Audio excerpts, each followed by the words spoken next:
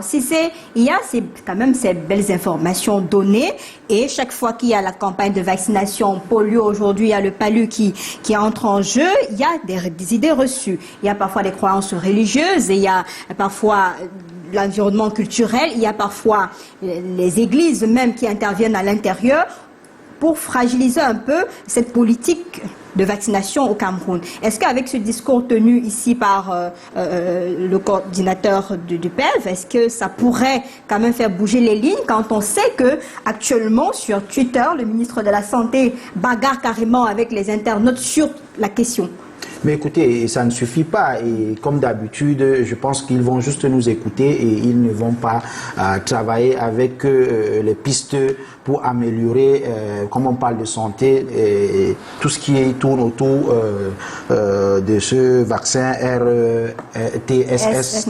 Moi, j'ai donné des solutions. J'ai dit qu'il y a des facultés de médecine, il y a l'université des montagnes, il y a des praticiens. Il y a des experts en pharmacopée. C'est beaucoup, ils sont nombreux.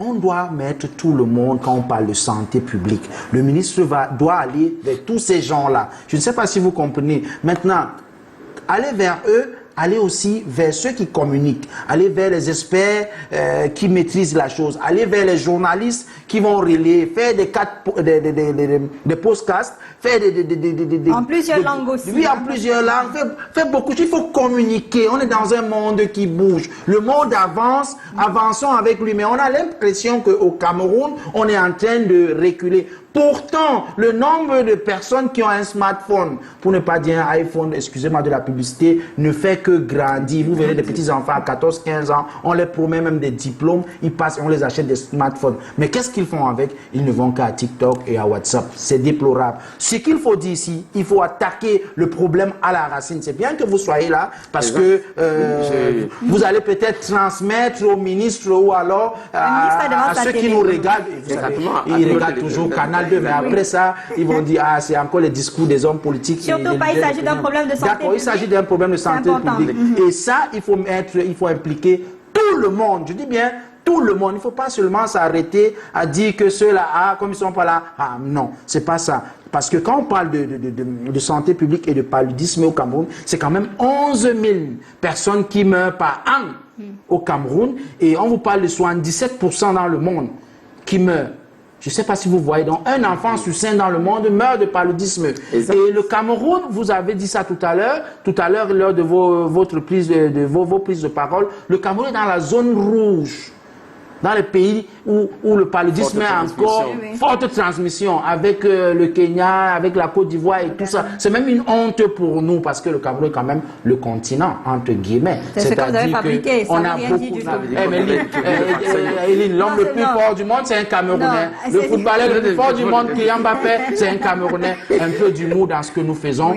Alors, ce que je dis pour chuter, c'est que Monsieur le ministre de la Santé, s'il vous plaît, arrêtez de vous montrer en spectacle sur les réseaux sociaux. Ça ne résout pas le problème. Le problème, c'est quoi? Mettez une stratégie. Venez travailler avec les médias comme Canal 2. Venez travailler avec des personnes que j'ai en face, comme ce monsieur, c'est un médecin. Moi, j'ai changé avec les docteurs. Moi, j'ai changé avec des médecins. J'habite, je le dis tous les jours, c'est un secret de Polichinelle, en face d'un hôpital district. On a des manquements. Quand Lynn, tout à l'heure, était en train de parler que comment faire pour conserver ces vaccins, c'est un gros problème. L'hôpital district où je suis, en face, en pleine ville, quand on coupe la lumière chez moi, on coupe aussi là-bas. C'est un gros problème. Alors, monsieur le ministre, si vous nous voyez, venez dans mon hôpital district, dans mon quartier, mettez la lumière là-bas.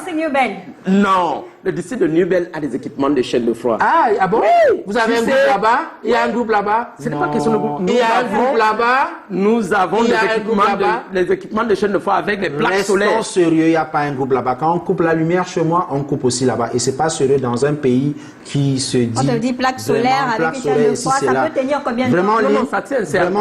Vraiment, monsieur Ouanet, transmettez la nouvelle au ministre. Mettons-nous au travail. Il faut croire au travail. Et pour être comme d'autres pays, pour être comme l'Inde, pour être comme le Japon, pour être comme ces pays, la Chine et tout ça, qui ont été comme le Cameroun, ils n'ont pas fait de magie, ils ont travaillé. Et chers Camerounais qui nous regardez, arrêtez de monter nos fesses sur les réseaux sociaux. Mettez-vous en groupe de personnes, faites des contre-expertises bien formées, bien formulées. Allez vers le ministre de la Santé avec les médias, avec les leaders d'opinion comme nous. On va changer ce pays, c'est possible.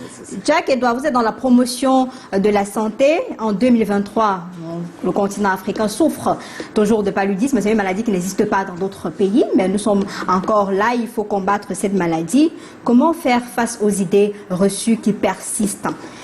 Voilà, moi je parle encore de la communication. Donc si on insiste dans la communication, dans la formation... Mais on va vous dire qu'on communique depuis qu'il y a eu... Ils ont un budget pour ça. On communique depuis sur les vaccins, ça n'a pas beaucoup changé. Et quand le vaccin anti-paludique est arrivé là, les choses se sont empirées. On parle d'un Cameroun comme un pays... c'est vrai, non, c'est le reflet. Nous, on est là pour faire le reflet de la société, de ce qui se passe. Maintenant, on essaie de comprendre comment on peut faire pour changer les mentalités. Parce qu'il y a carrément des communautés où, quand vous envoyez même le coupon à la maison pour le vaccin pour vos enfants, on dit non, on n'en veut pas. Il y a même des agents de santé qui ont été pourchassés dans des quartiers parce qu'on n'en voulait pas. On disait que ne venez pas tuer nos enfants ici. Donc il faudrait qu'un autre discours puisse passer pour que les Camerounais comprennent que le vaccin est important pour protéger l'enfant. Donc il faut un travail sur les idées reçues. Voilà.